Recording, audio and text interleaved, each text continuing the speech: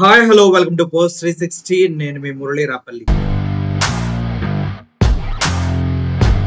Elections కి ముందబ్బా చంద్రబాబు నాయుడు గారు, లోకేష్ గారు ఇష్టం వచ్చినట్టు మాట్లాడారా లేదా?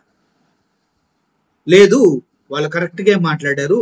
వాళ్ళు దూరం నుంచి చూసినప్పుడు అంతా చేయొచ్చు అనుకున్నారు, కానీ దగ్గరగా వచ్చి చూసినప్పుడు ఏమి చేయలేకపోతున్నారు అంటూ చంద్రబాబు నాయుడు గారు చెప్పారు. లోకేష్ గారు అయితే అధికారంలోకి వచ్చిన 10 నెలల్లోనే అంతా చేసేసాం అబ్బో అంటూ ఆయన కొత్త వాదాన్ని అందించుకున్నారు. అయితే నాకు అర్థం కాని విషయం ఏంటంటే, సూపర్ 6 ఇవ్వలేదు, ఫస్ట్ సంతకం పెట్టిన మెగా డిఎస్సిని కూడా అసలు టచ్ చేయలేదు. మరి ఏం చేశారు వీళ్ళు అంటే ఏం చేయలేదు, కానీ అలా పబ్లిసిటీ చేసుకోవడానికి మాట్లాడుతూ ఉండాలి. అక్కడితో ఆగారా? లేదు. గతంలో జగన్మోహన్ రెడ్డి గారి హయాంలో పెట్రోల్ రేట్లు పెరిగినప్పుడు వీళ్ళు చేసిన రాద్ధాంతం అంతా ఇంత కాదు. ఒకసారి కావాలంటే ఆ పంచాయతీని వినండి. అంటే ధరలని విపరీతంగా పెరిగిపోయినాయి.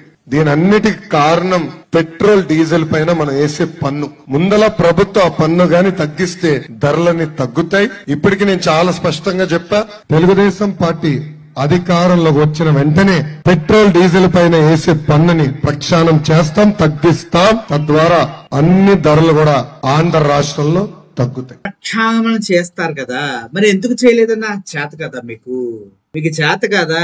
ఎలక్షన్ ముందు ఏదో ప్రక్షాళన చేస్తా అని చెప్పావు కదా, ఎందుకు ప్రక్షాళన చేయవు? ఇండియాలో ఉన్న అన్ని స్టేట్ల కన్నా ఆంధ్రప్రదేశ్ లోని అత్యధిక ధరకి పెట్రోల్ అమ్ముతుంటే నీ పక్షాన ఎందుకు చేయవు? లోకేష్ బాబు గారు పక్షానం ఎందుకు చేయరు? పక్షానం చెప్పండి సార్. అన్ని ధరలు పెరుగుతున్నాయి, దానికి కారణం పెట్రోల్ డీజిల్ ధరలే అని అంతా స్టాన్ఫోర్డ్ లో చదివినటువంటి నాలెడ్జ్ తోటి చాలా బాగా చెప్పారు కదా. మరి ఎందుకు దాన్ని తగ్గించట్లేదు? మీరు అధికారంలోకి రాగానే వాటిపైన ట్యాక్సులు తగ్గిస్తా అన్నారు. దేశంలో అన్ని రాష్ట్రాల కన్నా మన రాష్ట్రంలోనే అత్యధిక ధరకు పెట్రోల్ అమ్ముతూ ఉంటే ఎందుకు మాట్లాడతలేదు? నువ్వు దాన్ని ఎందుకు కదిలించట్లేదు? చెప్పయ్యా లోకేషా, మన దగ్గర మాటలు ఉండవు అంతే. ఇంకోటి చంద్రబాబు నాయుడు గారు అల్లాడిస్తారు చూడండి, మామూలుగా కాదు. మన బాబు గారు అంటేనే బాబు గారు. దేశంలో అన్ని రాష్ట్రాల కంటే ఎక్కువ భారం ఆంధ్రప్రదేశ్ లో ఉంది, హైయెస్ట్ ఛార్జెస్. అదే సమయంలో నైబరింగ్ స్టేట్స్ లో మనకంటే తక్కువ ఉంది కాబట్టి అక్కడ బోర్డులు పెట్టేశారు. ఆంధ్రప్రదేశ్ లో రేట్లు ఇట్టున్నాయి, మా దగ్గర ఇక్కడ ఉన్నాయి కాబట్టి ఇక్కడే ఫుల్ ట్యాంక్ వేసుకొని పొమ్మంటే అందరూ అక్కడ ఫుల్ ట్యాంక్ వేసుకొని ఇక్కడికి వచ్చి మనకొచ్చే ఆదాయం అక్కడ పోతా ఉంది. చంద్రబాబు గారు కామెడీలు బలి చేస్తారు. ఇప్పుడు ఆ బోట్లు తీసేశారా సార్? వేరే రాష్ట్రాల్లో ఇక్కడే ఫుల్ ట్యాంక్ వేసుకొని వెళ్ళండి అని బోట్లు పెట్టారని అక్కడే మన ఆంధ్రాకు వచ్చే ఆదాయం మొత్తాన్ని వేరే రాష్ట్రాలు కబ్జా చేసి మరీ లాక్కుంటున్నాయి, బోర్డులు పెట్టన్నారు కదా. మరి ఇప్పుడు ఏం చేస్తారు? ఇప్పుడు కూడా పక్క రాష్ట్రాల్లో రేట్లు తక్కువే ఉన్నాయి కదా. మన రాష్ట్రంతో పోల్చుకుంటే 10 రూపాయల నుంచి 5 రూపాయల వరకు తక్కువే ఉన్నాయి కదా. మరి మీరు ఏమి చేయకున్నట్ట మెమ్మెమ్మెమ్మె అని చూస్తా ఉన్నారు. ఏదో ఒకటి చెయ్యండి. పక్కన వాళ్ళు ట్యాంకులు ఫుల్ చేయించుకుంటున్నారంట. అర్థమైందా? చెప్పేదేమో నీతులు, చేసేదేమో బూతులు అంటున్నారు సార్ బయట ప్రజలు. మీరేమో అంత సీనియరు, ఇట్లాంటి చిన్న చిన్న విషయాలు నేను గుర్తు చేస్తే ప్రజలు ఏమనుకుంటారు సార్? ఏమనుకుంటారు? బాగా కుర్రోడు వచ్చి కుమ్మి పడేశాడు చంద్రబాబు నాయుడు గారిని. స్టాన్ఫోర్డ్ యూనివర్సిటీలో చదువుకున్న లోకేష్ ని కూడా ఒక మాట గట్టిగా అడిగేశాడు రా అని అనుకోరా? ఎందుకు సార్ నాతో అనిపించుకోవటం? వెళ్ళండి సార్. మీరు చెప్పిన లాజికే.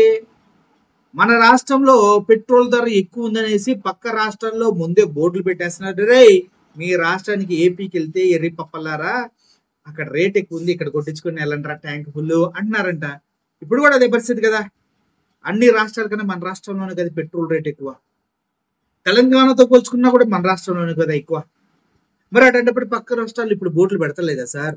వేరే వాడు అధికారంలో బోర్డులు పెడితేనేమో పెద్ద ప్రాబ్లము, మీ అధికారంలోనేమో దేశం మొత్తంలో కూడా పెట్రోల్ ఆంధ్రప్రదేశ్ లోనే ఎక్కువ రేట్లో ఉన్న పక్కనోడు బోర్డులు పెట్టాడు. ఎందుకంటే అమ్మో ఒకటి చంద్రబాబు నాయుడు గారు ఇక్కడ బోర్డులు పెడితే ఆయన అక్కడ అరిచేస్తాడు భయమా? చెప్పటానికి కొద్దిగన్నా.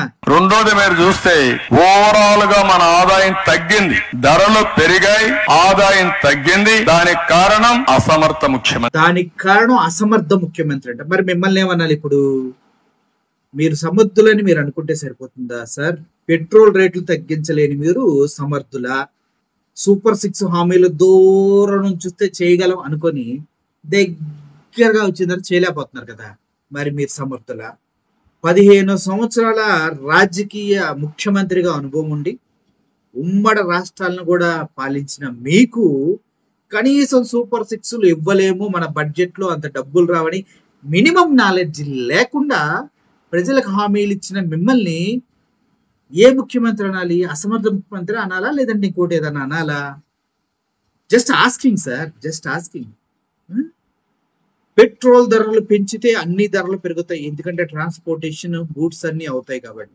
ఈ లాజిక్ తెలిసిన మీరు జగన్మోహన్ రెడ్డి హయాంలో ఆయన తెచ్చినటువంటి పెట్రోల్ రేట్ల వల్లే అన్ని పెరిగినాయి, దానికి కారణం అసమర్థ ముఖ్యమంత్రి అన్నారు. ఇప్పుడు కూడా దేశవ్యాప్తంగా అన్ని రాష్ట్రాలతో పోల్చుకుంటే ఆంధ్రప్రదేశ్లో అధిక ధరలో పెట్రోలు డీజిల్ అమ్ముతున్నాం. ఇప్పుడు అసమర్థ ముఖ్యమంత్రి మీరే కదా. మీరు చెప్పిన లాజిక్ ప్రకారం ఒక అసమర్థ ముఖ్యమంత్రి చంద్రబాబు నాయుడు బాగుందా? నువ్వు అంటవేనా? ఇంక బయట వాళ్ళు ఎవరు అనరా? అనాలి కదా మరి మిమ్మల్ని కూడా. మీ లెక్క మీకు అప్పచెప్పాలి కదా. మీరు అన్న మాటలో వాస్తవాలు మీరు కూడా గమనించాలి కదా. అప్పుడు జగన్మోహన్ రెడ్డి గారు పెట్రోల్ రేట్ తగ్గించగా అన్ని రేట్లు పెంచి అసమర్థ ముఖ్యమంత్రి అయినప్పుడు మీరు కూడా పెట్రోల్ రేట్లు అలాగే ఉంచి డీజిల్ రేట్లు అలాగే పెంచి దేశవ్యాప్తంగా ఉన్న అన్ని, ఇప్పుడు జగన్మోహన్ రెడ్డి ఉన్నప్పుడు వంట నూనె ధర 109, 110, 115, ఇప్పుడు ఎంత తెలుసా? 160, 170. ఎవరు తక్కువ అన్నట్ల? ఈ పాలన జరుగుతుంది చంద్రబాబు నాయుడు గారు. ఏం చేద్దాం మరి? ఇప్పుడు అసమర్థుడు ఎవడు? ఎవరు అసమర్థుడు?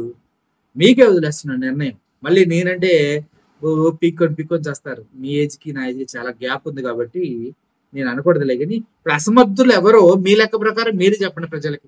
లేదంటే ప్రజలు ఈ వీడియో చూసిన వాళ్ళు అసమర్థ ముఖ్యమంత్రి ఎవరో మీరే చెప్పండి. కేవలం 5 సంవత్సరాలలో 2 సంవత్సరాలు కరోనా కొట్టేసిన 3 సంవత్సరాల్లో ఎప్పుడు సంక్షేమము నవరత్నాలు క్రమం తప్పకుండా ఇచ్చినటువంటి జగన్మోహన్ రెడ్డి అసమర్థుడైతే దూరం నుంచి చేయగలను అని దగ్గరకు వచ్చిన తర్వాత చేయలేకపోతున్నానని చెప్పి 15 సంవత్సరాల రాజకీయ ముఖ్యమంత్రిగా అనుభవం ఉన్న వ్యక్తి అసమర్థుడా? Decision is yours. నేను జస్ట్ రిపోర్ట్ చేస్తున్నా. నా దృష్టిలో మాత్రం అసమర్థులకి పూర్తి క్లారిటీ ఉంది. ఇక మీరే కరెక్ట్గా చేసుకోండి. Thank you for watching this video. Murali signing off. Thank you so much.